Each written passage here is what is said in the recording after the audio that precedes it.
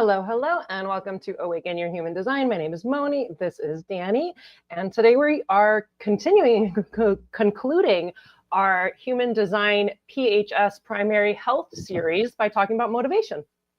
Yeah, I can't wait. We're right at the end of it all. And a lot of things come clear as we start to go through motivation, just about all the rest of it. But I'll get into it on the next couple slides. Perfect. Well, thank you to everyone who is watching and liking, subscribing, commenting, hanging out with us. We love having you here, and let's get into it.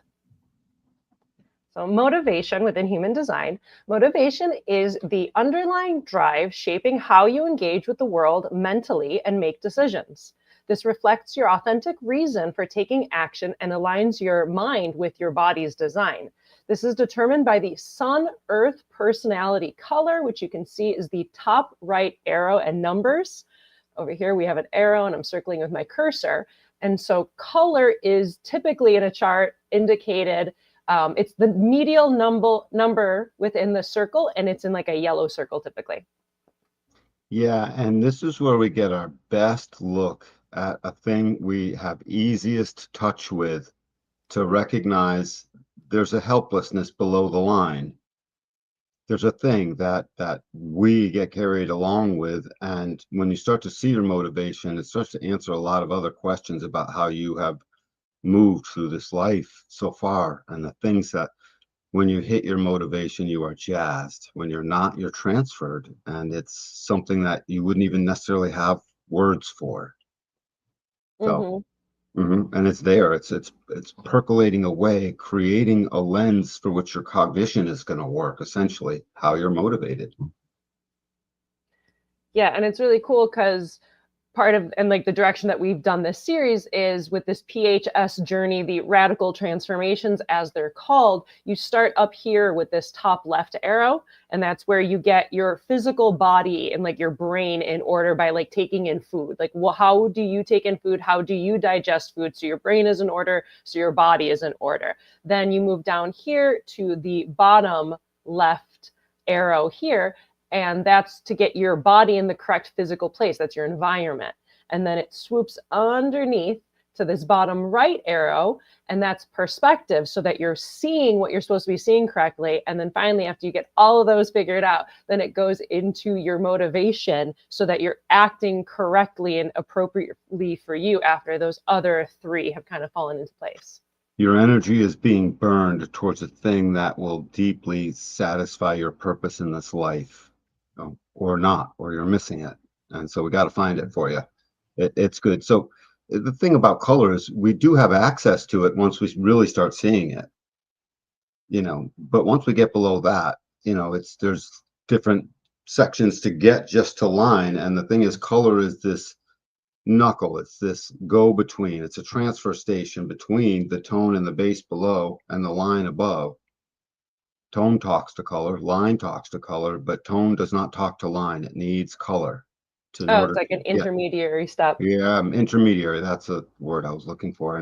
And so as that exalted place, there are things that you could have a whole design with a whole bunch of things and a whole bunch of stuff. And as soon as we add in your motivation, it suddenly adds, enhances, and even changes that, what we know about you at that point in time.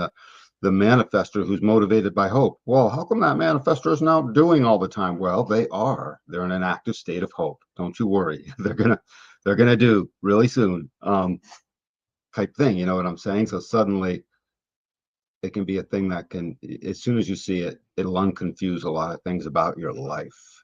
And I was listening to one of like the raw lectures. He was the projector bitterness lecture. It's really, really good. But he actually talks about how motivation, well, it's important for everyone. It's like extra important for projectors, because as projectors, like we can't, like a generator can immediately practice their experiment, like go out and respond to something. Look, that's your sacral response. You're doing it, and you can immediately have that knowing by having that immediate response. Whereas like as a projector, you're just kind of like, okay, let me just try doing this for a while. And like maybe an invitation will eventually come. So right. it takes a bit longer for projectors to really get that visceral experience of like what human design is and how it is can be correct for them. But the motivation can be very important, kind of like a little a little like cheat sidestep secret, thing to help a projector understand themselves as they're still deconditioning other things, is like tuning into your motivation and start seeing when you're in your true motivation and when you are in the like distraction transference thing. Yep. Yep. Absolutely. Perfect. Ready, Mosey? Mm-hmm. Awesome. So here we have our like motivation transference master chart, where we're going to do like an overview of the 1 through 6 motivations and their corresponding transferences. And then we're going to further go through each of the 6 separately.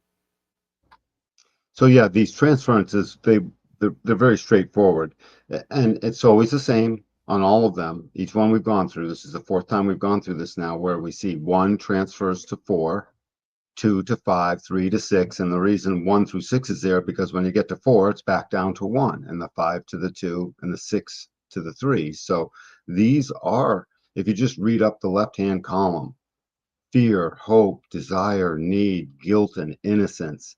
And they're broken up essentially by these trigrams too. So the bottom 3 are a right angle process. The top 3 are a universalizing, externalizing process. And then when you get to innocence, it's the lack of process. It's innocent. And then it starts all over again. So it's like a perfect little bookends, fear and innocence on either end of all of this. And plus, we'll get into what these keynotes are. Innocence doesn't mean you're simply innocent. Guilt doesn't mean you feel guilty all the time. You'll see this fleshes out to a lot. Yeah, there's a lot more nuance of I really appreciate that Rob picked these like single keynote words to kind of anchor something and like give it something that you and I can have this conversation and we can talk about the same thing. But I think a lot of times when you're new and you get into this and just like guilt and fear and survival, like these really big, heavy words that can sound scary. And like, yeah, there's a lot of nuance and depth to them. It's just like a place marker so we can know what the other is talking about, and then we'll dive into it deeper. Absolutely. Absolutely. They flesh out to a lot. And God bless his little soul for doing that. He was a master at it. Yeah. Yep. Do we want to explain transference from like a zoomed out perspective? We talked about it last week, but let's go over it again. Yeah, let's go over it again. We'll take it away a little bit if you want. Yeah. So motivation. So you have your like main actual motivation of like how you're moving through the world. And it's like you're driving forward. You're like, this is it. This is what I'm doing. This is how I'm motivated. And then the transference is kind of like you're glancing up at your rear view mirror and you're seeing like a different perspective. And that perspective of your rear view mirror allows you to orient yourself within your car and how you're moving and driving through the world. But if you would be focusing your driving while only looking at the rear view mirror the entire time, you're going to have a bad time. It's not going to work. Right. Yeah. And to remember that mirror, it's not exactly what's happening. It's a flip. It's a reflection. The left is the right is the left. It is something that we can take a glance at to see this other view, this other motivation, right? Because this is the same thing with perspective and motivation, both transference. So we talked about that one last week. And it's so you can kind of orient yourself to understand your true motivation by understanding its opposite. Exactly. And the thing is, the reason you need to see it is because as you transfer out of your innocence into desire, you're trying to forge a path and lead a nation and fix a world in a sense and drive your uniqueness out there. And that's exactly the opposite of your motivation. So you start living there, and the next thing you know, ulcers and heart palpitations, who knows what as time goes. You're not living your actual life. You're living this like flipped reverse doppelganger version of your life. And the draw of the transfer is so alluring to the not self. The not self, the one thing it doesn't like is itself. So whatever it is, it wants what it's not. Mm-hmm. The grass is always greener, kind of thing. Yeah, to the max, dude. To the max on psychotic steroids, yes. Right. Well, it's like extreme scarcity. It's focusing on everything that which we're not and thinking that that's something bad about us, where it's like the parts of our chart that are not like lit up, that's not like a bad part of us. That's where we're supposed to feel that from other people. And that's where other people can kind of fill that void. But if we think that that's what we're supposed to be doing, it's like, then you're not even living your correct life. You're trying to do this thing that other Absolutely. people are supposed to be there for you. But if you're trying to fulfill that, then the people who can actually fulfill that void within your heart or your, whatever part of your body, Totally. there's not even room for them. So it's just like Yeah. you're continually digging this like deeper, deeper hole. And it's just like, it's sad. I think it's really easy to be like, oh, that's your not self, or not, oh, it's your doppelganger, and in this bad way. But it's also like, that's like the insecure part of you that just wanted to be loved and figure out how to survive in a big scary world, and it's trying to like have like a coat of armor to be that which is it is not, so it can survive. So I think there's like, hey, we can have a little grace for ourselves and a little compassion for this part of ourselves, which is just this like scared little kid that's trying to survive and is doing everything wrong, that they're trying their best. It is. This transference thing, it's there to be viewed. When I transfer from my desire into innocence, I'm there to recognize it, to just have zero motivation, in one way, shape, or form or another. It's a nice place to visit, but I can't stay there. I can't stay there. Um, the air is a nice place to visit for the porpoise, but they always go back under, right? And if you stay in the transference, it's like, oh, we're taking this great trip. I got everything I need, but you realize you forgot one a thing, your favorite pack of gum. It can be anything. And now your whole trip is about the favorite pack of gum you don't have. Mm-hmm. And that's and the vacation gets distracted and it gets transferred into something it's not. Yep. So that's what this is. You don't ruin your vacation, folks. Right? Yeah, it does. It kind of turns you into like going into bizarre world, especially with both the Yeah. perspective and the motivation, because those are so like, you have to see the world correctly with your perspective being aligned before you can act in the world correctly. Because if you're not seeing it correctly, then you're not going to be acting in it correctly. No, And I agree with all of that. Absolutely. It's again, you see your thing and you stick with your motivation. You start to see it, you start to embrace it, and then you start to recognize that you need your transference. You can't just stay in one. The transference anchors you away from transference. Essentially, it's constantly inoculating you like a away from. pendulum. Yeah, well, it's more than as long as the pendulum is like 90% up here and then 95 and then 95. So it's a long pendulum to one direction and this short Hmm. little tick to the right. And that's how you have to treat it. So, Yeah, just see what else is going on out there. mhm, Perfect. Mosey. Mosey.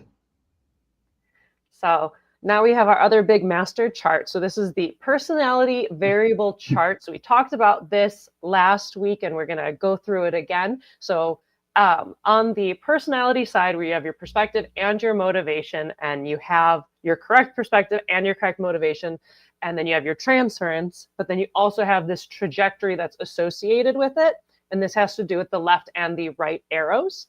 And so each one of these has a direction that you start in and a direction that you're going to go in. And I'm going to let you take it from So, there. so many things in our design point to direction and they point to trajectory and they point to the movement along a line of trajectory on your quote fractal. All of these words that come out just mean moving from point A to point B, if you want to make it nice and simple. And here's this movement is a lifelong journey. If you start out with, let's see, personality variable, um, survival, Miss Moni, I think we have the Do I have something wrong? view, huh? Do I have something wrong? I I thought they were think the same ones. nope. Nope, the views, if you go back a slide, just go back a slide and you'll see Oh, I did the wrong words. it's all good. So anyways, there are fear, hope, desire, need, and guilt. So when you look over here, bottom, number one is fear, and then hope, what possibility, power, want, excuse me, I'll fix it fear. in post. I'll fix I it know, in but I post. want to It'll be say it better. just to get it right. You have fear, you have hope, you have desire, you have need, you have guilt, and then you have innocence. And Mm-hmm. that's what is there on the left hand side. And then so as we get into what they're doing, they are literally, this part stays the same, the communalist and the separatist. So you start out at one, you end up the other. Mine is desire. So and then and guilt, yeah, and then the next thing you know is as I start to transfer, I lose track that I'm moving from leader to follower. That's my movement because I have a right facing arrow. If you had a left facing arrow, you'd be moving from follower to leader. So as my life gets on in time, I notice I'm more and more willing to like follow the lead. Someone's got a lead, follow.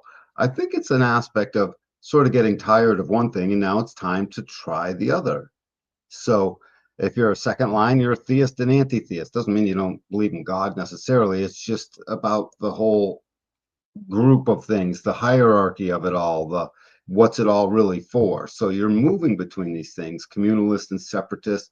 Conditioner and conditioned is interesting. Master and novice is super easy. And observer and observed is a little bit aloof. It's sort of not the easiest thing to describe, but we'll get there. Conditioner conditioned is interesting because it's very interactive. I know that is you. Yep, moving into the so what you have a left facing arrow here. I have a left facing arrow. So I started So you're condition. moving into conditioner. You started with conditioned, in a way, and then into now the conditioner. So the fixing of things for you was fixing of things because other people made you do it. And now it's fixing of things because you made you do it. So, I mean, in its simplest form. So it does all these great things. I just know mine, leader and follower, was really easy to see. I started to slow down. Come on, Dan, let's make another company. Let's do this. Like, you make it, and I'll I'll say help. that it's good. I'll say it's great. I'll point out how great it is. And seriously, it's like things like that would come my way. Pull the insurance into your mortgage business. Younger version of me looked at it and totally thought about it. Older version of me, you do it. Put my name on it and put the used company name and we'll use company bonds and all that stuff. But that type of thing, I found myself not super well suited for actually my job now that I think of it. That's funny. Yeah, it's really interesting with this variable binary thing on the personality side, right? Because the personality is like the mind and stuff like that, that it does go from this one extreme to the other because it's like, how can you get to the place where you're going without starting from the opposite? Yeah, without ever losing all the good stuff that was built on it before. How many lines in the 384 lines talk about moving on to the next thing without forsaking that which came before it? Maybe you alter it, maybe you move some of it out. There's so many lines in that 364 lines of the book that point to hanging on to part of what you had before, but transitioning into the new.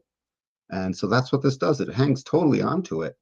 So I know that I have amazing leadership qualities. I spent, 40, 50 years developing that. So when I'm called as a response, I'll be fine, and I guess I'm learning to be a follower technically because Yeah, and it's not an attractive place, according to our seven centers, especially. So you're a dude. Hi, I'm a follower. You know what I mean? That doesn't ring well on the Marlboro Man commercial, yeah, you know? very alpha. Yeah, yeah, I'm a follower. Yeah, it But it's doesn't. kind of cool though, because by being a good leader and then learning how to be a good follower, you can also be a better follower to help the other person who's supposed to be a Totally, good leader. It's like because totally. you've walked that path and now you're learning kind of the opposite version of it, and then you could be more supportive to that other. It's like And because think again, about we're here this, to be in Moon. communion with one another. Yes, and as you point that out, think about this. As we are all granted a 6-line life cycle, 3 parts. We're all granted it. We have our Saturn, then we have our Chiron, and then there's 3 in between. There's even a Uranus opposition. So, but as we go through that, we master these things, and we actually get really good at it, especially the more we watch it. So, I'll be a follower, but I'll be leading myself just fine so that I can follow and I'll be stand-up follower. I'll be really good, in that way for a thing, especially on a project or something. And it's good, it's healthy for us. And as you see your motivation, you allow it, and you'll see all the right things start to come to you where they weren't before. So let's get into some of that little magic twist, Moni. The things Absolutely. people didn't realize they had until we tell them, until you Uh-huh. show them. And you got a personalized message in our comments from Connor's son. Connor, cut the crap. Hey, Connor. Yeah. He says, "There's my man Danny," with a little heart. Yeah. And we were just talking before the show. Oh, perfect. So welcome, Connor. Yeah, he helped. He helped move another projector along the right trajectory. Oh, Yeah. yay. Good job. Connor's motivation is first color motivation. So This is right perfect. arrow, which means he started as communalist and he moves into parts of separatist. Very cool. So ready to Yes. dive into color one? Yep. So color one. Color one is motivated by fear and insecurity. So it's driven by ensuring safety and stability, acting to mitigate risks, acts from caution, not neediness. And then in transference, it goes to need, which is color four, because 1 and 4 have that relationship. And in transference of need, you're not sure what to do to survive, and you feel you need to do things that you think are necessary. And it's about acting from desperation or control. Yeah, and the fear of loss and FOMO and how about just straight up confusion or mental anxiety places. So you'll never have what you need if you're transferring to it from your correct motivation of fear. So that's the thing. As soon as you start making your checklist of all the things you think you need, and then you start to recognize they're all material in nature, most of them, and that's what the transference does. It points you into the material version of our lives, where if you stay in your proper one, the fear is about the investigator. The thing, so if you're a first line 1-3 profile, for instance, and you have a first color fear, that's so perfectly aligned with your investigator.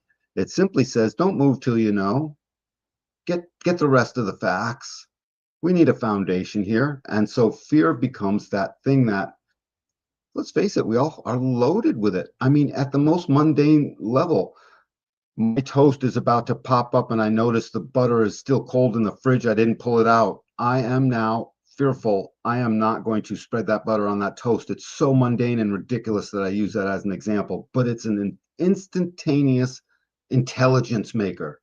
What do? You learn really quick to slice it thin, and I need a sharper knife. That made me smart in that moment. Now magnify that by 10 billion things we do throughout a life and everyone else.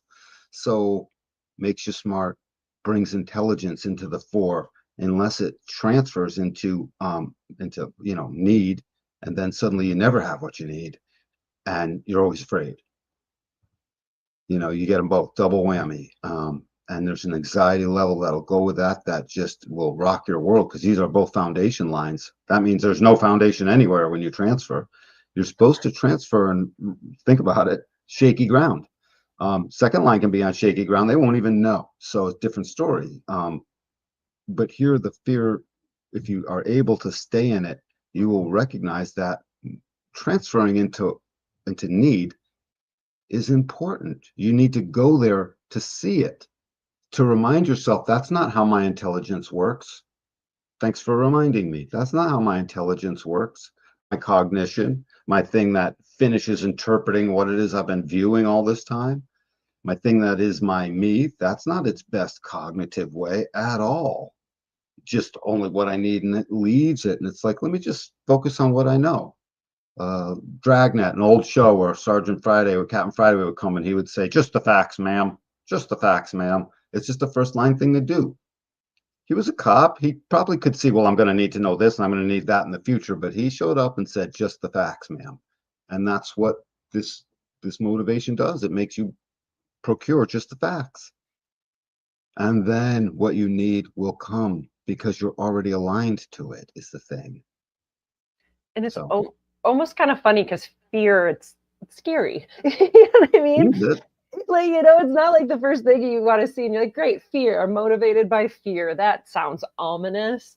But in right. some way, to maybe be able to find a level of comfort in recognizing that you're motivated by an insecurity and finding a comfort in that place, and that if you act from that place of insecurity and making sure things are safe and stable at this very like base foundation level, like everything else will work out. If you can find comfort in knowing that insecurity leads to security, so maybe not freaking out if you feel insecure, because it's just leading Yes, to Tony, ongoing feeling perfect. insecure. That's gorgeous, because the insecurity leads to security. They all lead to their thing. Fear leads to getting what you want. Insecurity leads to security. It's a perfect way to put that as the way, it works. You transfer to see. If you stay in your transference, you don't see. If you transfer and come back, you see clearly. And as soon as you see that transference take place, just like I said last week, ask yourself who's noticing? Who's noticing this thing take place in what it feels like my cognition and my brain and my way and in me, but somehow I feel like I'm separate noticing this. That's what you'll notice when you actually see it. You'll recognize that separation between the personality and the rest of the body. It's interesting. Yeah, absolutely. And it's almost like if you were to go somewhere, like I don't know, if you go to like be around a bunch of like toddlers running around like crazy madness, and there's this like, oh, this is not me, this is not who I am, this is not how I behave. There's almost in seeing the opposite of your proper behavior. I don't know, just roll with this ridiculous example, Hmm. but by seeing something that is, seeing a bunch of kids having like a food fight, you're like, oh my god, this is not how I behave. you know if you see some violence and people are like, yeah, great violence, and you're like, whoa, whoa, whoa, I'm not cool with that violence, I'm not one of you. It's almost Right. like the transference is the seeing of something so extreme so you can kind of be put back into like who I actually am. Totally. Yes, another great example. Yeah, we're just filled with awesome analogy tonight, guys. This is I love a good start making analogy. donations, will you? I have to figure out how to set it up. Does that thing work yet? I don't know how to do it. I need somebody to Oh, help me. I'm just a projector that likes to make pretty Connor, can you help? presentations. Can you help? Can you get on? Help Moni figure? Yeah, never mind. Anyway, you ready for the Anyway, trajectory? let's ready. Let's go shoot for the trajectory. Cool. So, with the motivation of fear, if it's a left arrow, then it's communalist, and they build collective security through group efforts to create group safety. On the flip side, with the right arrow, it's the separatist, which focuses on personal security and independence and securing personal spaces. These things are blended. They are blending all the time. They are not to be seen. They can live in their extremes, yes, and you'll see them in their extremes, but they blend all the time on a daily and weekly basis, moment to moment. So you start out the communalist and you have a trajectory moving towards separatist. It doesn't mean you throw all community aside and you go live under a rock. And you start out separatist and move towards communalist. It doesn't mean that you're all in and just gave up all your worldly possessions and now sitting Indian style with everyone else around one collective circle in a community, a commune. um, it's blending. It's always blending. And so the movement is always the same. Look at the arrow on your chart. You have fear as a motivation and that arrow is pointing to the right. That means you start on the opposite side and move towards your natural way. So you'll start the communalist and move towards the separatist. And by the way, we're all going to experience plenty of that. This is a foundation. The foundation of color and motivation is here. So all the rest of motivation is going to be imbued with fear and need, communalist and separatist. There's going to be a little bit of that in with everybody, one way, shape, or form. So that's what these things do, and they give us our personal space while making sure the community isn't ignored and rejected. Just because you're a separatist doesn't mean you reject the community. And just because you're a community person doesn't mean you don't have desire to separate. So, Yeah, you get a little bit of both, and you go from like the one extreme to the other in life. but your movement does move along in this trajectory I'm referring to. Mm-hmm. Yeah, Perfect. Mosey? Mosey. Next up, we have color 2, which is hope. And hope is driven by optimism and possibilities, acting from inspiration. Bring hope into others' lives, raising the spirit of others, acting from hope and not guilt. On the flip side, you have the transference, which is guilt, which is color 5, because 2 and 5 have that relationship. So hope shifts to guilt, acting from obligation or self-blame, and not being hopeful, but instead feeling guilty and trying to fix things and make them happen. Yeah, it's almost, I mean, guilt seems like a manifestory thing, in a way, but it's just about getting through a checklist. It's about recognition, the guilt part of it that you transfer. It's about getting through a whole punch list of things. Whereas the hope, where you start driven by this optimism, It's driven by true hopefulness. It's a spiritual place, by the way, because it's illogical as far as I can't have hope as a motivation and then put that on a professional business plan and ask some other company to purchase that for $1 million. Don't worry, it'll work. You know what I mean? The fear guy can go ahead and write up a whole foundation. Every other, the desire person can be like, this is how the leadership's going to work. All kinds of various things. But hope is like, yeah, yeah, yeah. It's an active force. Hope is that thing that the Matrix man noticed in the movie The Matrix. I think it was the very first one where he was talking to Neo, the guy with the beard, and he was like, this thing has failed 7 times so far, or whatever. And this one I thought would work, but always that thing, that quintessential greatest strength and biggest weakness of humanity, hope. That was what he called it. And I resonated with that big time. I was like, that is true. What does hope do? Hope moves mountains, because while you're sitting there in this sort of driven, optimistic, like just remaining a little bit hopeful and shifting along the way, it doesn't mean you're not bouncing and ducking and weaving as need be, because you're still doing stuff. You're still out raking the yard. You're still going to your job. The hopefulness is about a movement and a way that you have. And suddenly, in your not paying attention to it, like a good second line doesn't even realize, the hopefulness starts to just turn out, almost a little bit like how the serendipity of Gate 46 works. In its subheading line right below serendipity, it points out pushing upward, that this act of totally not total serendipity at all. It's the accumulation of a bunch of things you put a whole bunch of work into and didn't even realize, that came together in a confluence of serendipity that seemed like dumb luck, but it's really, the Derives collection, from effort and dedication. right? And a bunch of things you've done along the way. And so that's what this is. And so it ends up being that effort and dedication surrounding the hope. And the hope has its own type of innocence. And the hope is waiting to be called. And it's waiting to be called out of the being to be hopeful. Otherwise, they transfer. And what do? They try and fix everything, make checklists, get in and disrupt that hope in a very, yin process of guilt, rather than the yang process of hope. And the guilt makes you try and fix everything. It makes you Wouldn't that try and wouldn't that be opposite? Hope sounds very yin and guilt sounds yang. hope is totally the phallic yang force. Don't worry, sweetie, it's going to work. But guilt is fixing it. Yes, mother, fix it. Wipe the diapers, get the thing, fix the kid, the nose. It's lines 1, 3, and 5 are yin. Lines 2, 4, and 6 are yang, slicing through. Okay. It's weird. It is Yeah, weird. just trying to wrap my brain around that one. That's kind of new. Okay. Anyway, continue. Mom doesn't sit there and hope. She wipes the baby's butt. Dad hopes someone else wipes the baby's butt. Someone else is gonna wake up and take care of the baby. Something like that. I mean, just basically, yes. There's a total there. Hope is a yang force. It's active. It's sitting. It's waiting, and it's looking. It's ready to pounce. It's the tiger or the lion just before the pounce. It doesn't know. It's just sitting there. I hope it doesn't move. I hope it doesn't move. I got the. It's an active state of awareness, waiting to be moved. And by the way, they'll move mountains along the way. And suddenly, because their hopefulness keeps a certain bounce in the step.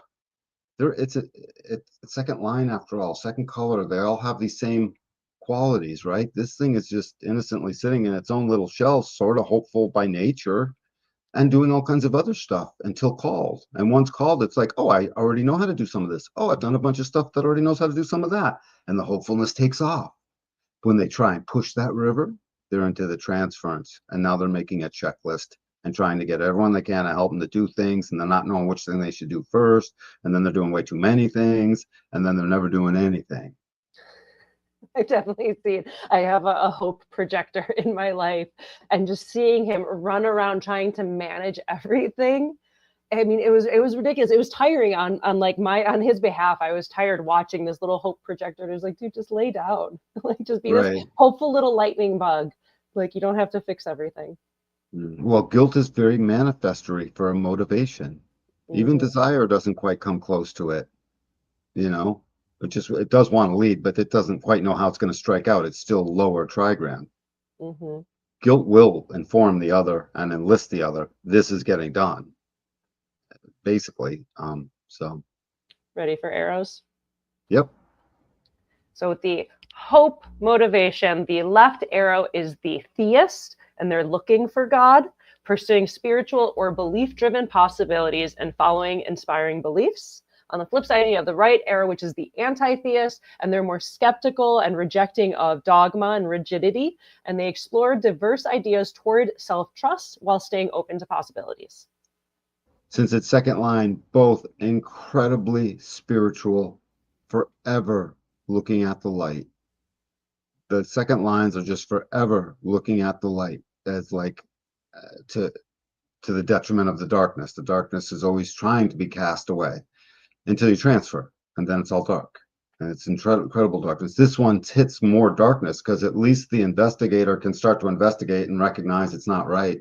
The hope is just stuck in, I got no foundation and it's all darkness everywhere. I don't even know where and then feeling like they need to fix it, but they don't know how to fix it, and then they just don't, spinning their right. wheels. It kind of seems like. Right, right. And they'll run back out of it and they'll get back into their proper motivation because you can't stay in transference forever. It's just if you're not self and you're not recognizing, you're not in your experiment, you're not through your transformations, like starting them, looking at them, then you'll stay here far longer than you should, and it will affect the whole rest of your life if you don't get it fixed. This is a place, these transferences are an easy place to apply a tourniquet and stop the bleeding. Not even totally sure on your strategy and authority. I get it. Let's still tell you about your motivation. So you can put that in there because you'll see it. It's just to get you into the experiment. You keep seeing it, and then you'll start seeing other things. So I love this aspect of design because it is a place to, help correct a being. Mm-hmm. Yep. Neither one of them dislikes God necessarily, although one may. And the theist is more, again, like the communalist, getting together, to do this thing. And the anti-theist is like, I might show up on my terms. I'll find Because, God in my experience therein, maybe not in an institutionalized, formalized sense, but maybe going for a hike and seeing the beauty of nature and seeing God within the beauty of everything around them. Danny, you need to be saved in this one particular way. To Jesus at this place with this baptism style and this thing With this through this church. denomination, in this Through this outfit. church, right? Yeah. And I'll be like, exactly, no, I don't. And so, thank you. This must have been opposite day. Thank you. I'll say to that person. Mm-hmm. So that's that would be the anti of that because it's really also anti-proselytization because we've been a proselytized world. That's the whole seven-centered way was they proselytized with swords and on horseback with freaking trebuchets knocking down walls and that was their version of it. People telling you what to think and do and believe and or die speak or die. or die at the end. It's kneel or die at the end of my Uh-huh. sword. Yeah, right. And then So, is there anything else to say about because it's the trajectory, you go from the one side to the other. well, yeah. So if you have a right facing arrow, you start out as the theist, and you're all about that, and then you start to move into your own unique way. Rightness is about moving to your own unique way. Leftness is about being strategic about things that will ultimately get you to your own unique way. And the strategic thing to do is to come together. And the right thing to do when you're on the right facing arrow, the upper tones, 4, 5, and 6, is to obey the upper tones and sort of separate a little. Kind of do your own thing. Yep, do your own thing. And then ultimately be called with all the others to tell them all about it. It's not like this second feature inside this person isn't hopefully going to run over and tell everyone what they just figured out. If it gets called out of them, they're going to start talking sooner or later. Depends what that other line is. I'm good here. Cool. I was just because we just got a hello from Leah and Greg. They were saying Oh, hello. Leah and So Gregory, love you guys. How are you? yeah, so I was just like sending them a little like, hey, welcome. We love to see you. Yeah, I think they told us their motivations last week. Did you Yeah, guys there's tell us their survival. They have the flip perspectives. need and survival, One right? of them has survival and one of them has Right, need. right. And now they're like, oh, we can see each other's. And they have this. Oh, I got to send you. They sent a really pretty comment. I got to send it No, to you. but but that's their perspective. How about their motivation? I don't know, they have to tell me that. Tell us what your motivations is, guys. But go ahead. Did you No, say you I have was gonna something? just go on to the next one and then they comment and then we'll have like the next conversation. So ready to go into three? Mm-hmm. So next up, we have color three, which is desire. And desire, the motivation is getting to the place that nobody has been before, being driven by passion and pursuing what excites, and acting from passion and not suppression. On the flip side, you have the transference, the distraction, which is innocence, color six, because color three and color six have that relationship. And innocence doesn't want to lead, and it's remaining passive and playing the role of the observer and having like a lack of motivation. Yeah, it's uncontrived, motivationless action. Sort of like uh uh Gate 25 lines 1 and lines 4. They would fit that description. It's motiveless action. And it doesn't mean that you do nothing. It just means when the action happens, it wasn't because you were pursuing it with a desire. Desire is about the pursuit, the pursuer, and the pursued happen through here.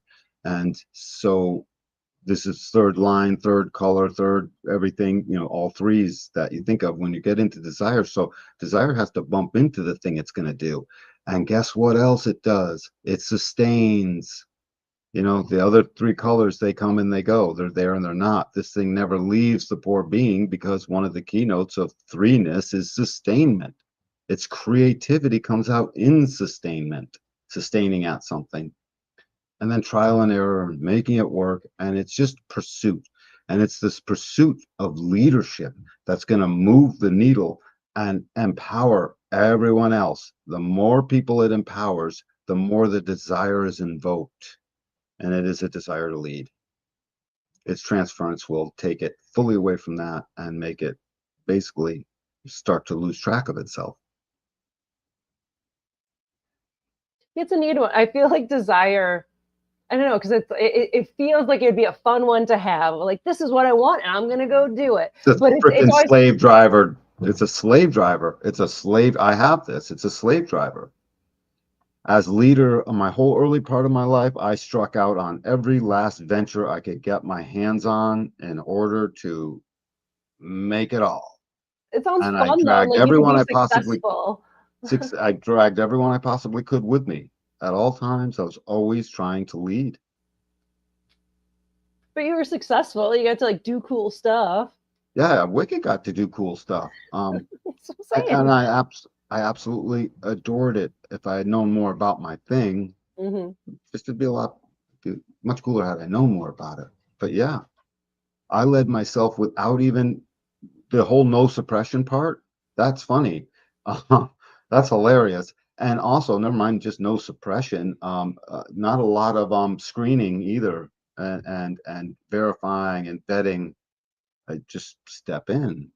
It's like, yeah, this is going in that direction. I desire that. It has almost nothing to do with, what 59 and 6 have us desiring and stuff like that. It's almost nothing to do with the reproductive process, maybe a little, but It's not it a has sexy everything. desire. It's not the sexy desire, it's the CEO style desire, The I which want it. I gotta make it happen. got to make it happen, and the Greed thing is it's got to make. good. Yes, and it's got to make it happen as myself. So even the CEO thing almost doesn't work if someone else is hiring you to be a CEO and they're your boss. You know what I'm saying? It's hard to have a boss. And it's hard to get the full loyalty of everyone too, because leader and followers, what's coming next? So throw those up and Sure. it So doesn't always invoke the full loyalty one thinks of when they think of leader. That let me happens on the next one. hmm So let me read the arrows real quick, just so we have that. With color three, desire, the left arrow is the leader, and they have the responsibility to lead, and they lead passionately, inspiring others, and pursue bold interests. With the right angle trajectory, they're the follower, and that's about supporting passionate leaders or visions that align with inspiring visions. Yeah, so this whole thing that we see coming up here, this movement I was just talking about. So if you have a right facing arrow like I do, you start out at leader and you ultimately learn to follow. It's sort of like the channel of acceptance, 17 62. The fellowship that in order to lead, someone Lead, you must must serve first. follow. Yeah, must You need, serve. serve. In order to Serve. lead, you must first serve. That's Yep. 1762. Something. Yeah. So, and that's a logical process, and that's the thing. And this is also a logical process. Ultimately, even though it can seem wildly illogical, but I move towards follower supports passionate leaders or visions. You show me something that looks really good and fits with what my original desire was in my previous leadership, and you're picking up that mantle and leading that same thing, chances are I'm going to fall right in line, and I'm going to be fine with that, and I'm going to be great at leading myself in all of that. And I'm going to be great at showing other people how to lead themselves. And in sense, the leadership never leaves. The ability to bark out, I am the power of now, and we suddenly start to act on it, things of that nature. So, and if you're a left facing arrow, you sort of started out as follower, and you might even be a little bit bitter about that. And then you start to end up in a leadership role. And because the world taught us to be leaders, not followers. I mean, that's the manifestor conditioning, right? So, hey, Coach Belichick, how are you going to make the Patriots win this year? Well, I'm going to follow what my other coaches say and follow them, and maybe something will work. I hope. Yeah, that's not going to work. Coach Belichick's going to get fired in that instance. So just recognize the desire to do this is very potent, and it will drive you. And if you aren't driven in these little ways that keep showing up where something is moving you, you've transferred, and then you get neither. That's the thing. When you transfer and stay there, you get neither. When you transfer and see, you get both. You certainly get your color. So we need desire to move the world. By the way, people are not supremely loyal in the leader follower category, because someone can just sort of come to leadership and they don't necessarily know everything about everyone. I don't know everything about my president or the governor of my state or whatever. They don't know everything about me, but there is a leader follower there apparently. I'm a follower, conscripted. I didn't ask for it, but in that example, but you know what I'm saying. So the loyalty, at some point the leader finally says, okay, it's time to jump over the cliff, boys. Followers might say, no, you jump over the cliff, fool. In the next line, when we get to the next one, they're more likely to jump over the cliff. Well, then the next one, you have trust and loyalty. They wouldn't lead you over a cliff that wasn't ready for you. This is just a leader. He may lead me over something that's no good for me. They recognize the right angle of it, is what I'm getting at. And right angle is I first. We don't get into that left angle territory until we get to the fourth color. So lead and follow. These two things go together. Desire is a potent force. And this line as written, getting to a place nobody's been to before, or at least that's really cool, by passions, pursuing what excites them, and not suppressed. This is a well keynoted blurb up top here. Thank you. Yep. So you feel good on desire? Yep. All right. So we have comments from Greg and Leah, and then we have a question. So we have Leah is fear motivation, and then Greg is innocence. All right. So, Greg, it's not your fault that you don't really see anything wrong with anything mostly. And Leah, it's not Greg's fault. And Greg, it's definitely not Leah's fault when she wants to make sure that everything is understood very, very clearly. My guess is you guys just let each other do that a little bit, except Greg, you're gonna have to do things though, buddy. You can't do nothing.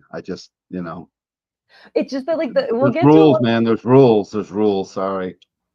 I mean, we'll get to when we get to innocence motivation into all that good stuff, but it's that's a cool one too, where it's really cool stuff will end up happening that you end up doing. It just kind of you stumble into cool stuff without trying to make it happen.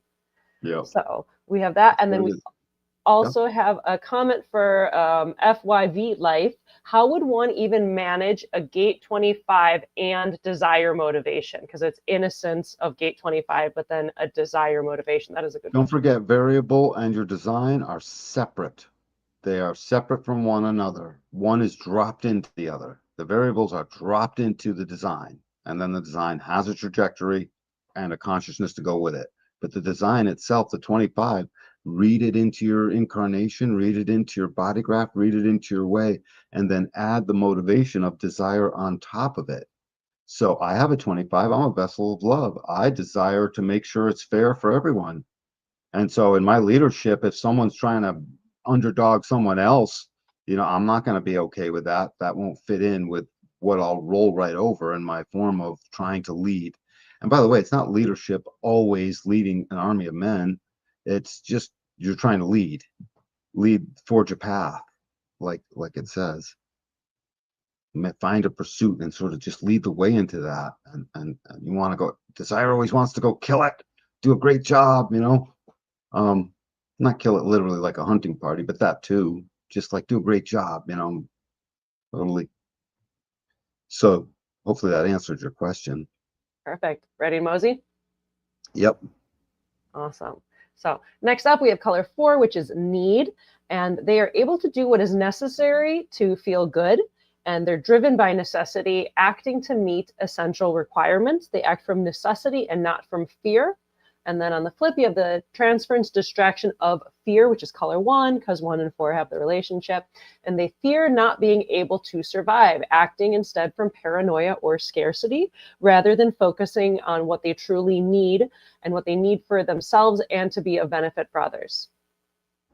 Exactly. Now, need is this one spot in all of the body graph where, we have these harmonies and resonances are sort of written in stone, except for here.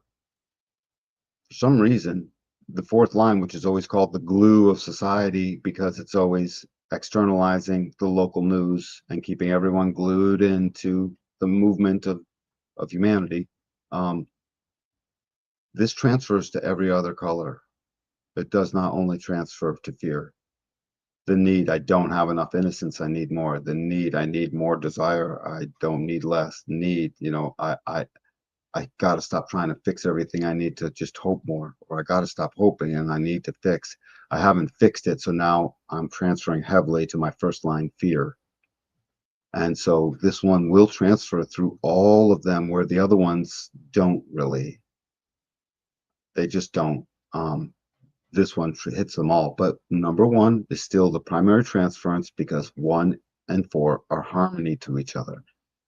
So when need is your thing, I think these peeps are great, by the way, when they're in their proper way, because they do observe what's needed. I hate running out of toothpaste, you know. Well, they see what's needed. The guilt may go out and buy it, but the need is part of the aspect that everything that's needed, all of it, including the goodwill, including the harmony with the people, its creative path, partly harmony, aloneness, needing togetherness, needing all of the various things. I need romance. I need food, obviously, shelter. Do we or do we not have all the needs? This is transcendent need. I need God to remember always that I love him. Beautiful. That's in my 6th line innocence. I 4th line gave myself what I needed. I'm just saying it transfers to all of them. It's there to see it all. And it's the one spot in the body graph where the harmony is not stuck on only one. It's just predominantly the first color, fear. So when you do transfer strictly into fear, is when you'll notice it the most, that it's taking away from your nature, because just like it says, suddenly you're afraid you don't have what you need. Where before, when you weren't there, you were just looking at the stuff you need and making all the right, choices over, well, if I don't have that, at least I can get by with this, until you start being afraid. And now it's never enough. As soon as you get into fear, there becomes a problem with not enoughness across the board, all over the place, and suddenly trying to acquire. And now, if you're not a manifester, you're definitely outside of your strategy and authority, because you're trying to manifest something. If you're a manifester and that's happening, you're manifesting poorly and angrily, and it's not quite working. And there's all kinds of other things. Resistance field is high, no good if you're a manifester. So this is a maniacal switch, because when you go into that fear, it takes what you need and amplifies it into something that is not only unmanageable, but might seem hopeless. We don't want that for our need people. We want our need people doing their occasional transfers to every last thing, and then, externalizing what do we need. When we get the need, I'll tell you what, I need the next piano lesson because I'm trying to get through this piece of music. That's it. Not, I'm afraid I'm not going to get it. I'm afraid I won't get through the music. That's just what I need. We'll find out if I get through it and I'm able to learn it or not. And we'll get through it in a very personal way when you throw up these the arrows. So for the fourth color motivation of need, the left arrow is master. It's about mastering skills to meet needs, and they evolve from novice. They evolve from novice to master to deepen their expertise. And then on the right side, it's the trajectory of the novice, and that's about exploring needs with curiosity and not perfection, and it's about learning something new. And it's the whole pursuit of learning. Master, novice, teacher, student, all of these things in our, if we just look at keynoting of the role gates, confidant or not, fits in here. The student will do all kinds of things for their teacher because they love them, because only the right teacher can teach a student, or else the student stops trying to learn from that teacher because they weren't right for each other. They will follow that guy off the cliff, potentially, because the teacher will assure them, don't you worry, don't you worry. And there's trust, and the novice loves its teacher, and the teacher loves, there's love there. There's like an actual relationship. And why wouldn't there be? Fourth line friendliness, fourth line abdicating to give in to the other. What a beautiful gift. Honey, I abdicate to you. Oh, honey, I abdicate back too. We just gave in to each other. I mean, it sounds like a recipe for a long marriage, So this master novice is intense. They swap with each other, and the master is always seeking to have the novice exceed them, and the novice is always seeking to have the right master. So if you have a right facing arrow and this motivation, you start out mastering things. And this is a difficult position because you really can't. You can't master until you're novice first, but you can lead before you follow. You sure can. You can theist or anti-theist, doesn't matter, but novice to master without novice first. So it's a difficult position in a right facing arrow. In a left facing arrow, it makes perfect sense because you start out across what the other arrow side is. So if you have a left facing arrow here, you would start where the right is as the novice, explores the needs and the curiosities until they bump into the right teacher, the right master who will give them everything. And for that, they will have love for each other. And there will be something there that is a bond that the leader can never have from its followers the same way.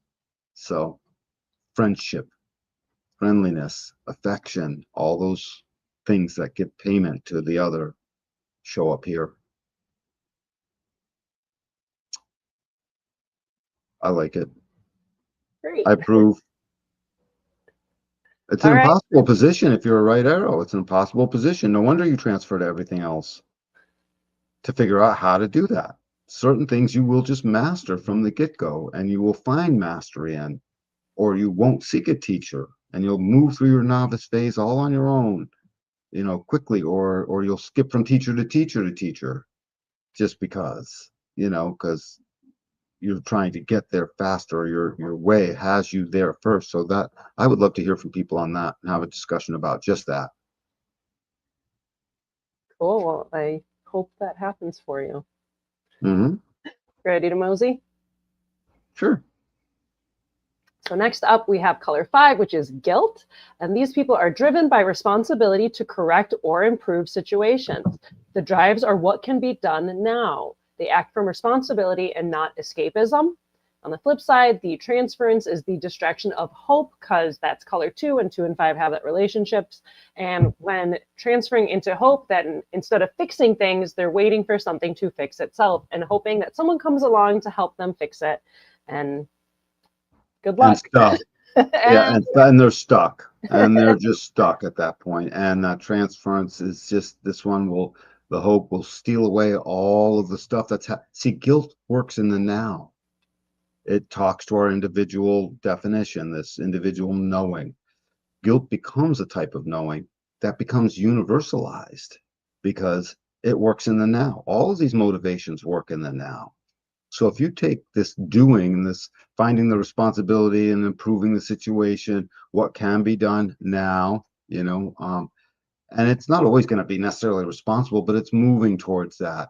And it doesn't want to let itself escape. It's not even trying to, mostly. It's very happy with itself. Like an ego gets a reward because it does a thing. This does end up feeling satisfied and victorious, and it feels good enough with itself as it does a thing. And you know that, yeah, because you have this with a Yep. left facing arrow. So you're always moving from novice to master. This is a normal motion for you. Does that sound familiar, Moni? Yeah. I mean, generally, yeah. Like I like fixing things. I like making things better. I like making things nicer. It's And it's the archetype of how that works and how we all get taught in this way. So anyways, this guilt thing happens in the now, and it's simply a need recognizes what we need. Guilt is like, not only do we need that, I see that, but actually I'm the one who has to go get it. yeah, Or and I have it's to get someone to go get it. We have to make sure it gets got. The need people can see we need. The guilt people make sure it gets gotten, that we get it. yeah, yeah, definitely there's like a guilt that will overcome me if like, oh, I should have fixed it. Oh, I could have fixed it. I should have told somebody. But it's also difficult as a projector because it's like I'm not invited to fix it necessarily, or somebody doesn't Right, want to hear me, you know. So right, it's a funny right. one. It is a funny one, and it can take us all kinds of different ways. But it's just interesting as you see these things and you see your motivations, hopefully you'll start to see, oh, wow, these have been working quietly underneath the whole time. Hmm. And boy, it's an aspect. And boy, I'm rather helpless to it. If people tried to tell me, Dan, don't, come on, just don't this time, it was murder. There better been a pretty girl that I just kissed on the other side of that request for me to have don'ted, With your desire. with my, yes, yes, yes. Yeah, with Or guilt, something so important that I was duty bound to respect their wish, that something like that, you know what to I mean? stop you from the Yes, desire. stop. Like a teacher. You better not. No, no, don't, please, for me. And then I'd be like, okay, and then I wouldn't mostly, Uh-huh. but With then it would, guilt, yeah. with guilt though, yeah, it's like I want to fix all the things, and it's maddening when then there's something in the way of me fixing it. Or I need somebody else's help to do the next thing, but I can't seem to like get that out or be able to like ask them, or I ask them and it's like, yeah, I'll get to it. I'll get to it. And it's like I can't do the thing that I'm supposed to fix until you help me. And that's like a very Yeah, maddening place to be in. I can totally see that. Yeah, because what's the trick? The hope doesn't really have to worry about too much. It just has to stay busy. It has to recognize what 47 line 2 says. To be mentally active and be busy is mentally, to be busy and active on mundane things is mentally healthy. 47 2, something like that. Um, and so this doesn't have to worry, hope doesn't worry about too much as long as it's being active and just being itself. Um, Guilt, no, it's really important. These people have to be practical, fifth line theme, because they're going to come in and fix stuff, and people are going to project in them that they're going to fix stuff, whether you have a fifth line, profile or not. When it's like they project their hope on you. Right. It's Right. like this weird thing where it's just like fixing things, but then hope could almost be this like insidious transference because you're like, I want to fix the thing, but I can't fix the thing. And then it's just like, or I can't, I'm literally not the one who can fix this problem. Like, I hope it works out for you. And I'm like, I don't know what the hell I'm supposed to say. And I feel like a jerk Right. because like I'm a fifth line with the motivation of guilt and I can't help you. It's a very funny thing. I definitely used to very much live in hope and think it was this great thing of like hope that something will happen and it'll get better. And it's like, no, you have to fix it. You have to actually do No, the thing to fix it. You have to do something, even if it's just like twiddling your little thumb and getting something moving. Guilt is you have to do something to fix it. And that's weird when you're not invited to. So it turns into just like guilt into fixing my own life and the things that I'm actually responsible for fixing. it's just so true, Moni. And the thing is, if you have this as a motivation, you've got to get practical on what you're willing to take on. Don't take on too much. because it will overwhelm. So Mm-hmm. this is a great motivation as a teacher to let you know what is too much. You'll find out real quick. Yeah, because you feel guilty, like you're supposed to Yes, fix it, and then you're like, "This is way above my pay grade. Like I cannot handle this." And like now I'm in it, and I feel like a jerk if I leave it. Like guilt can be really beautiful because it's about guilt to fix stuff and make it better. Like, hey, that thing's broken. and Move that prettier, thing. Something's better and somebody's gonna prettier. fall. Move the chair. Whatever it is. Like it can be Yes. really really great, but can also go like kind of squirrely in different It ways. doesn't just fix, it fixes with more beauty. What is the creative way of the fifth role, the role model fifth version? That is attractiveness and making it prettier. And it's a gate 1 and 8 business, which is making all the work of line 2 and 14 get contributed out into the world, in the first place. So it's about attractiveness. It is a bit of a seduction. It's got to be pretty some way, shape, or form. When we get to the arrows going back, the variable go back and forth, you'll see why. Let's see why. So for the color 5 motivation of guilt, the left arrow is the conditioner.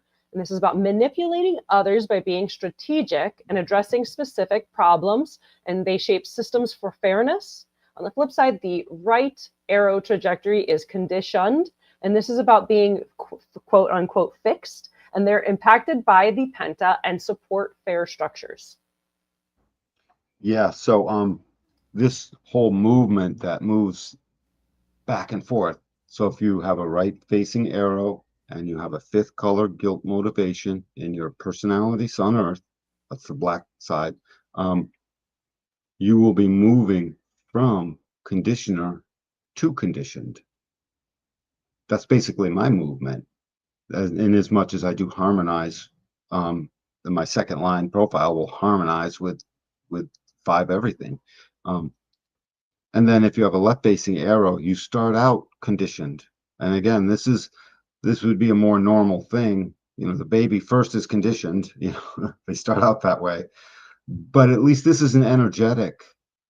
When it was in the other color, when it was in a fourth color, that movement back and forth to be master before novice almost doesn't make sense.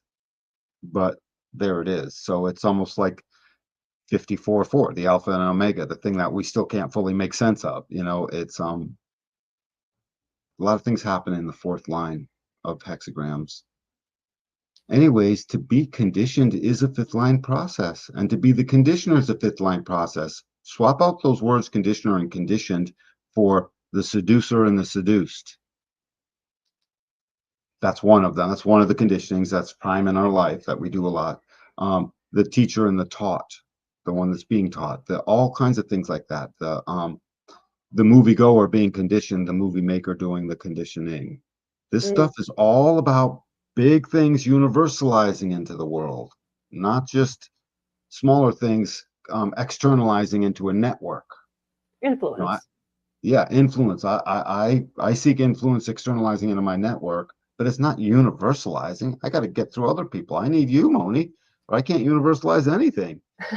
Well, But I I sure can't do it can't without talk a you. lot and annoy people. I mean, I could have do it without you as well, but I agree. We're there for each other. So this back and forth motion is what you're supposed to see. And the manipulating of the others, don't let that seem like a bad word. It's not that you're manipulating only for some kind of a gain. It's that there's an energetic going on. And if you're living out your design, that manipulation is to navigate in such a way that doesn't rock the boat away from successfully conditioning the other into whatever it is that to condition them is to do the thing that guilt says to do with something we have to do. This is one of the things guilt has to do. Of all the things it has to do, it has to fix the this and da da da and pick up the dry cleaning, and it's got to condition the other or follow the conditioning. mm-hmm. So, and it externalizes all of that as far as universalizes is what I meant to say. All of that. Yeah, I think it was like last week in the comments. I think it was Jen that said, because I was saying that this is I'm a conditioner, I'm a left arrow motivation guilt, and she's like, that's what you're doing with the show. Like ultimately, by putting together the show and the presentations and organizing you and us doing this, it's like I am conditioning whoever's choosing to watch this and take in this information. you know. 1000%, Moni. I'm just the follower. I'm the conditioner and you're the follower. Apparently. But your desire's into it, so it's cool. Hmm. Yeah, well, desire got me here in the first place. I desire to change the entire world and wake them up so that all 8 billion people, every last one of them has their design read and they all know their design and are living according to it perfectly.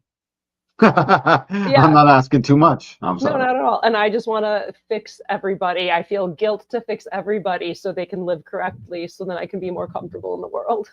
Yeah, me too. I need to be more comfortable in this entire world. So, Oh, we have a really fun comment from Leah Rose.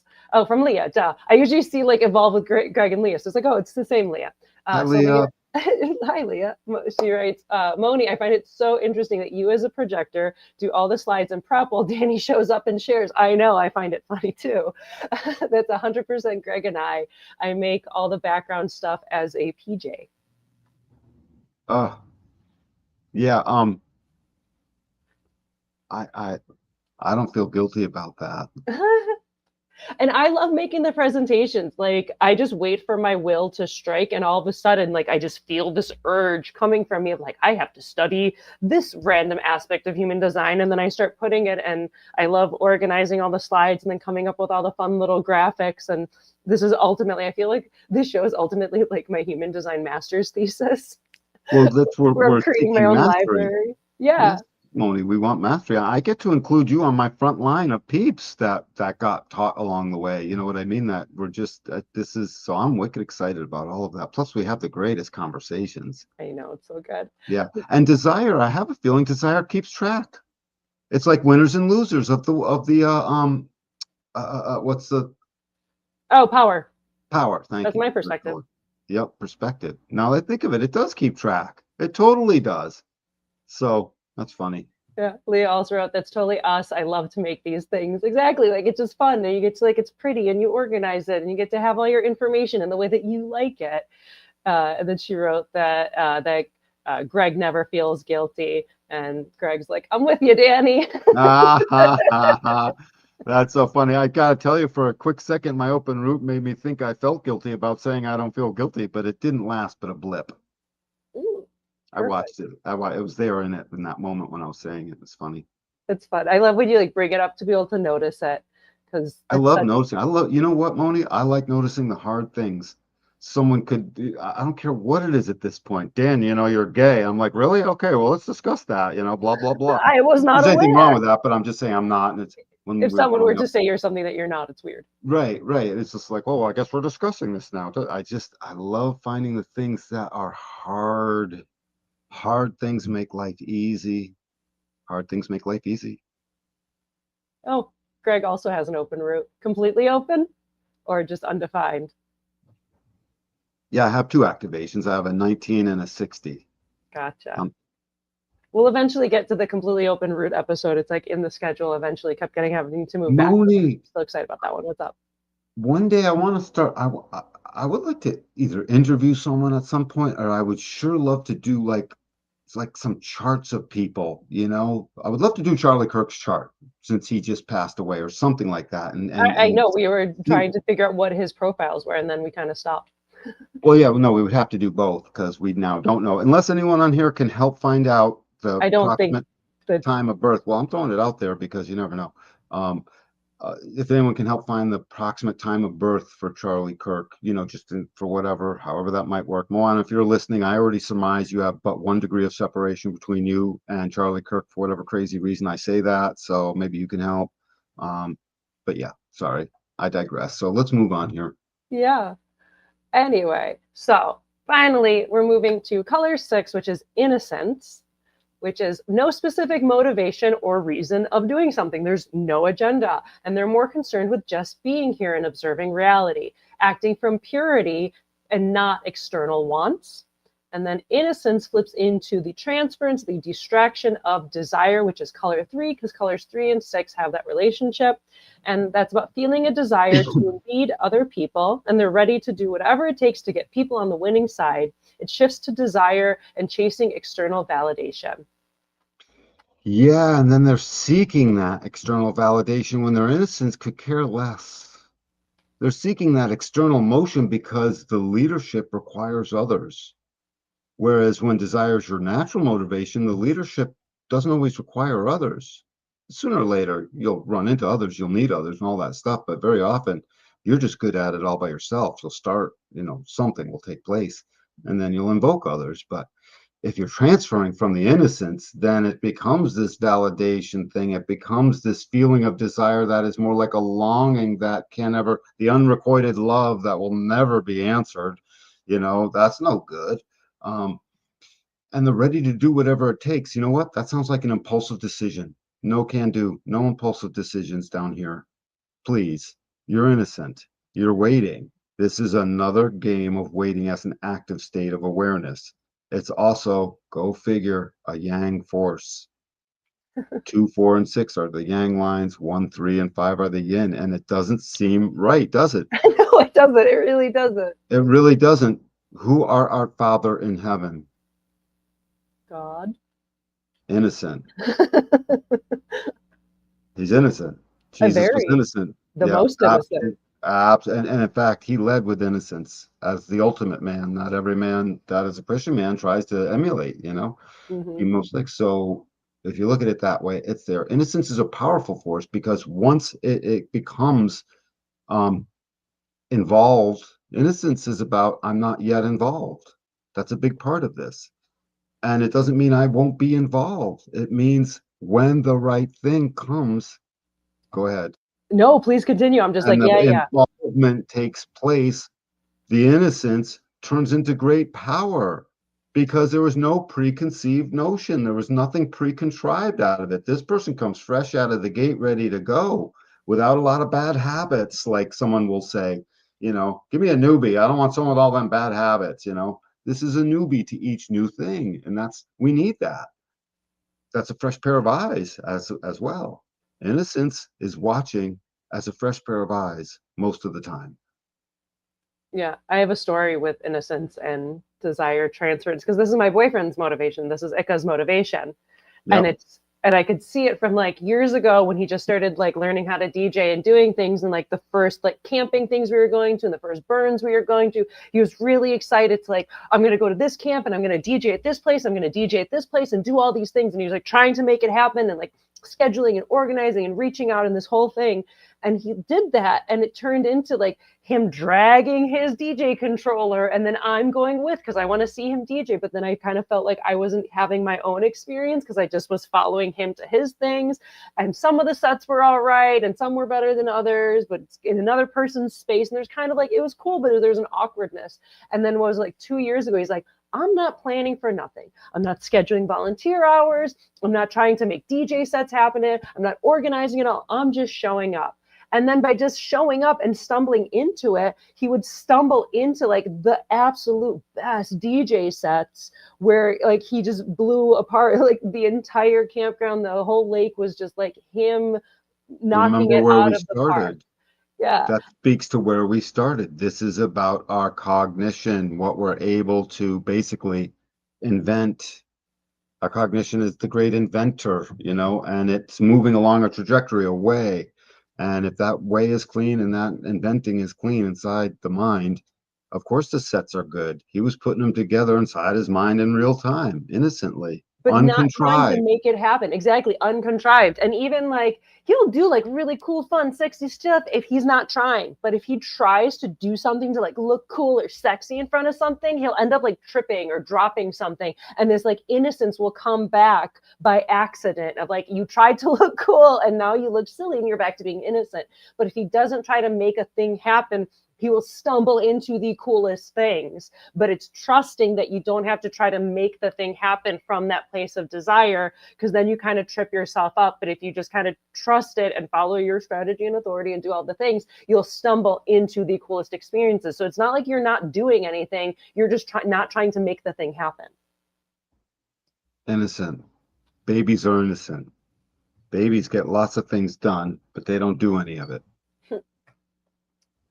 Yeah, a lot So, of growing.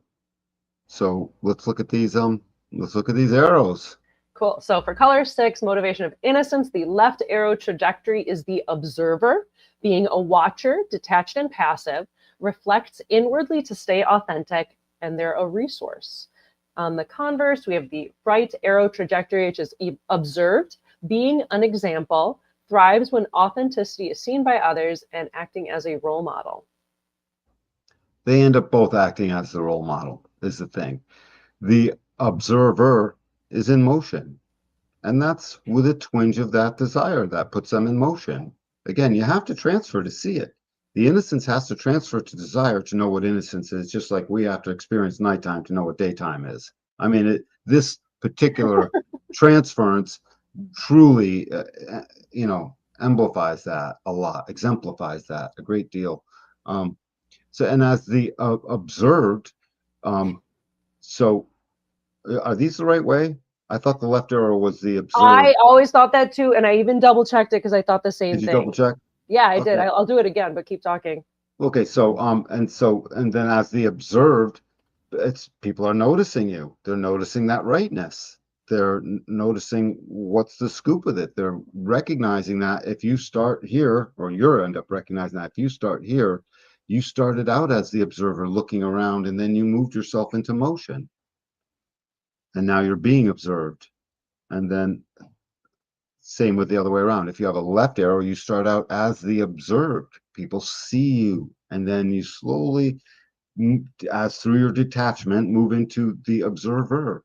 So observing is a very important thing. We got to do it, and then sooner or later you start to observe the other. This is the type of thing where it's not you only move from one to the other specifically, like the bottom 5 lines. Bottom 5, you're moving from one to the other. This is the 6-line process. It's transitional. This process went through a 3rd-line process of desire in the first 28 years. It went through an aloof process, wondering what is innocence. It figures out what is innocence through its chiron and sort of starts to exemplify that innocence. It's a long, slow burn. So we can't ask these things to have a nice dividing line, like the theist and the anti-theist, the leader and the follower. That's a pretty bright line. Those are bright lines. This one, not a bright line. And yes, the left arrow is the observer and the right arrow is the observed, which seems confusing because if you go into the environment with the body, and the active body is like the observed body kind of thing. So there's a confusion. But for the binary trajectory, the left arrow is the observer because it's the strategic thing to do.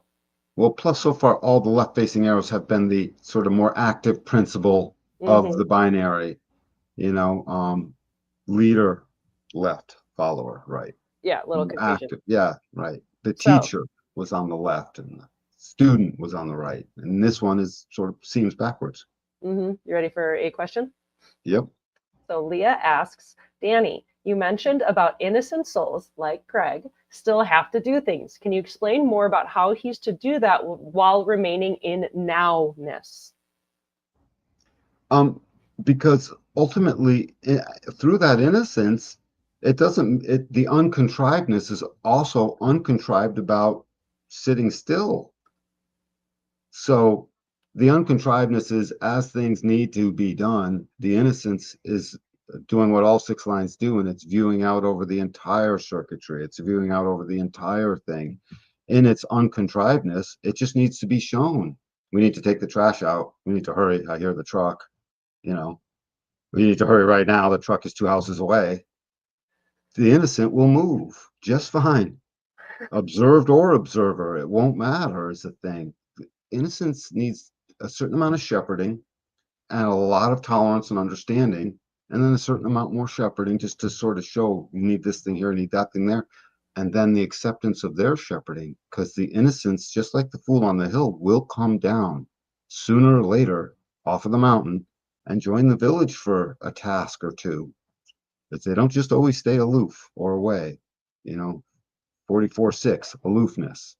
They don't always stay away. So hopefully that answers your question. In the nowness, he just needs to be told and or shown so it can come out of him or not, as a response. Generators, I think, right? I forget. God, that's embarrassing. It's not embarrassing. You talk to a million people about their human design and you're not going to I know, remember but every Greg and Lee comment. are always on. I'm supposed to know it You're, personally. Sorry, guys. I think, is that your open will thinking that you need to prove something? Say it again. Is that your open will thinking you need to prove something? No, it's me feeling bad that I don't remember their types. Oh, damn. Thought I was going to catch you. We also got another great comment, which is da da da. The name Gregory means watcher or observer, which is kind What the of crap? That's so cool. that cool. And then, wow, this really answers a lot. Thanks, guys. All righty. Thank you, Greg. Leah. And Generators, right? Two generators? They both generators? he's a Jen. I think she's a projector, and she also that makes sense because she's his cattle prodder. Like, Okay. make him To do the cattle thing. prod. So just so Leah, it's true. So don't worry, you hijacked the generative box. It's a good slave. Don't you worry. You'll get plenty out of it. It's just at the times that are a little bit difficult when the moment comes, yes, you're the first prodder. Because that desire won't allow, I mean, that innocence won't allow him to be the first prodder plenty of times. And if you've got a first line motivation, then you are noticing the things. Notice all of the things, and it's perfectly fine. So, and then Greg, you have to be understanding when she comes to you with some of the things, which I Yeah, figure you're already doing. Don't mean to talk to you guys like you're in kindergarten. You know? yeah. You just give him the advice. Yep. She says she hijacked a good man because she is a projector. She confirmed that, and Greg is Yes, you're a penetrating the crap out of him. Uh-huh. You got no chance, Greg. She just looked, all she has to do is look at you, bud. It's like that thing. You're gonna have to get those glasses or get that helmet thing that what's his name had in X-Men, right? So no one could get through. You'll need a bodysuit of it. Because as soon as Leah stares and puts her focus on you, that's it. and then she said, and he has a pocket projector, so they both win. That's funny. Uh-huh. Good stuff. All right, So ready these are for these things. Yeah, we can wrap it up. wrap it up. Let's get our conclusion.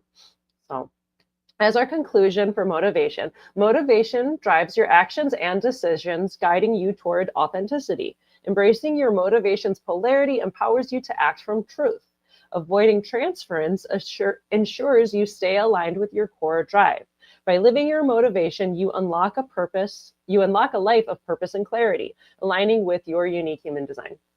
And it's that alignment with the uniqueness that does unlock the purpose, that does help start to avoid the transferences that ultimately helps you embrace your motivation as it will empower you through your life. It works exactly backwards. I don't know if you noticed, but I was keynoting all those lines backwards because that's how it ends up making sense to me anyways.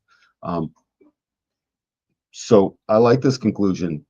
Find your motivation, learn to see it, learn to see that it does transfer as a necessity. You can't stay in one or you won't know it.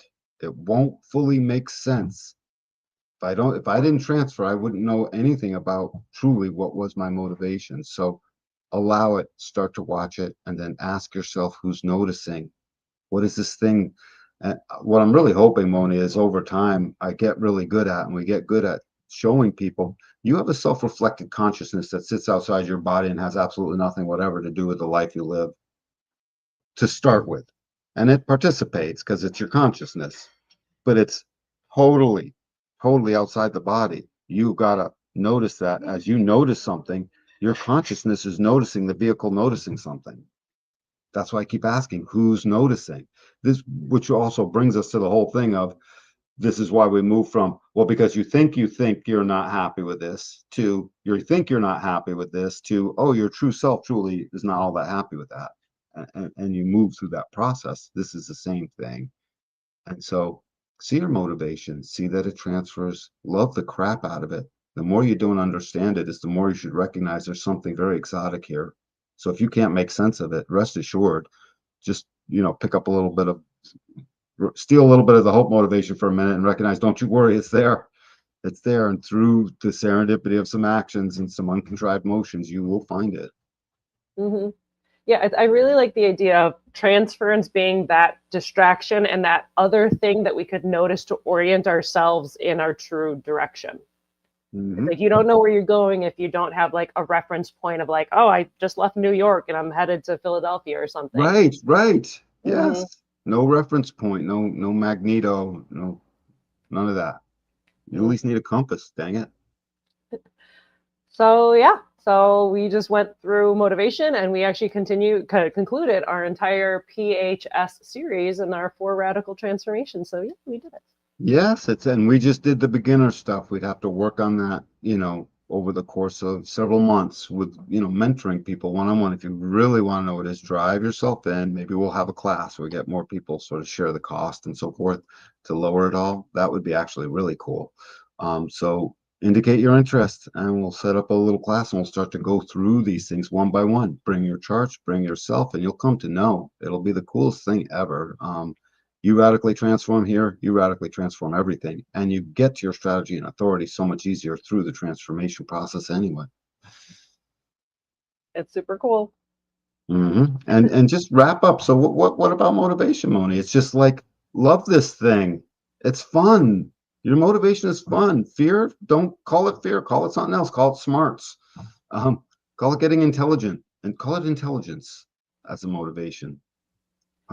It's a neat thing to notice if you're acting appropriately.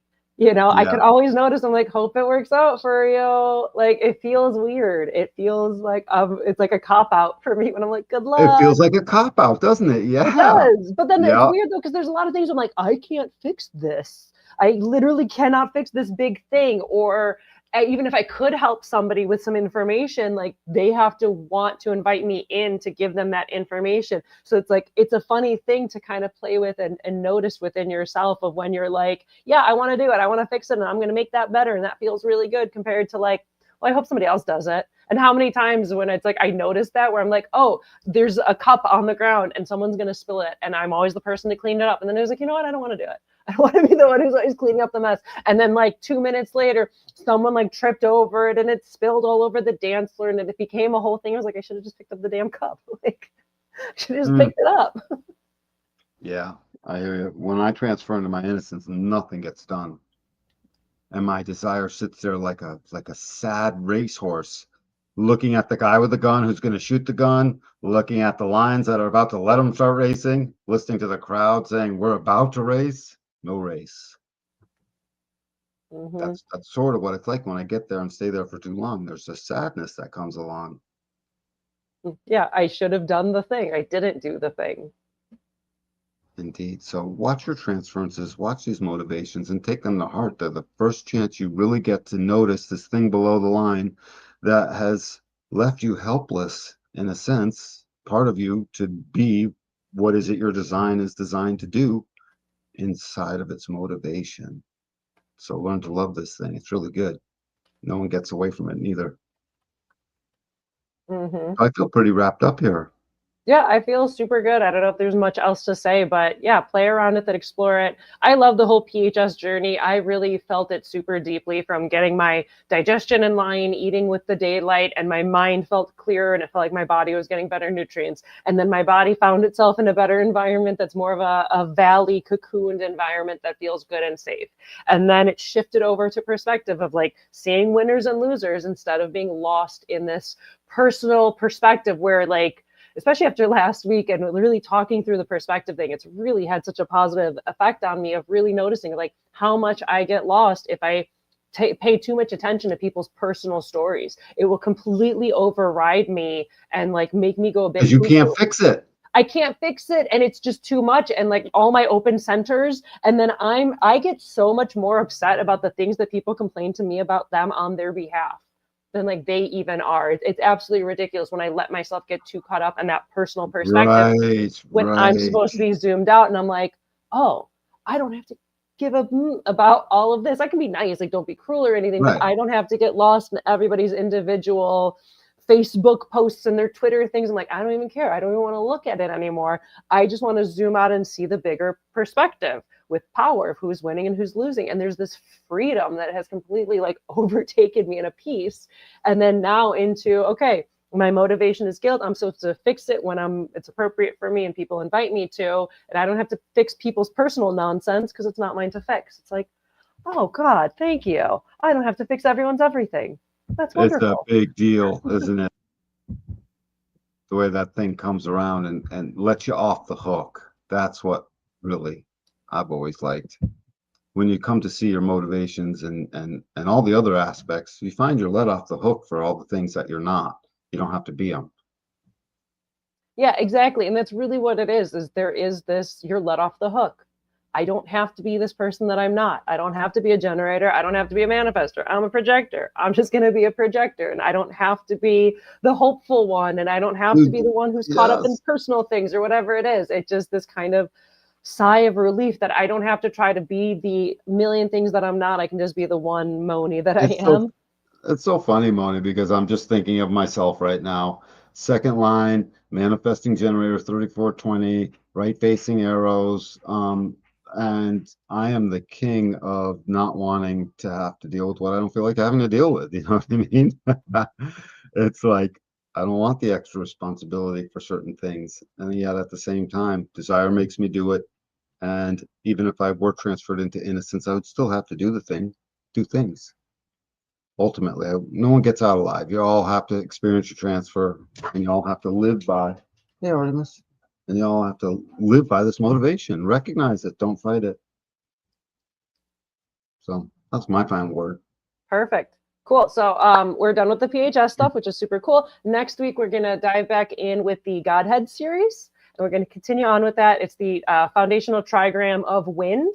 And the Godheads are Christ and Minerva, which is going to be really fun because Nice.